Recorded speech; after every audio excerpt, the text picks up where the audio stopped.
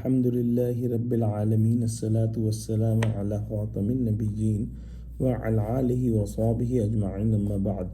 Fa'udhu billahi minash shaitanir rajim. Bismillahir rahmanir rahim. Qala Allah ta'ala fi Surah Bani Israel: وَلَا تَقْتُلُوا أَوْلَادَكُمْ خَشْيَةَ إِمْلَاقٍ نَحْنُ نَرْزُقُهُمْ وَإِيَّاكُمْ إِنَّ قَتْلَهُمْ كَانَ خِطْئًا كَبِيرًا. Translation: And do not kill your children for fear of poverty. We provide livelihood for them and for you. Indeed, killing is a great sin.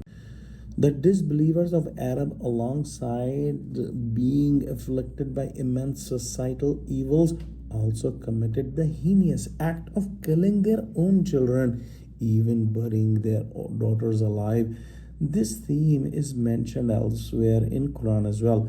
One reason behind their killing was their fear of poverty. They thought, being in destitution themselves or unable to afford proper expenses for themselves, how could they provide for and raise their children? Yet such ruthless actions cut off the human lineage.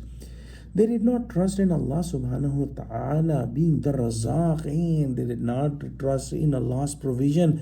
Here it is said, never commit such an act and never kill your children for fear of poverty. It is Allah subhanahu wa ta'ala who provides for you and for them. Killing these children is indeed a grave sin.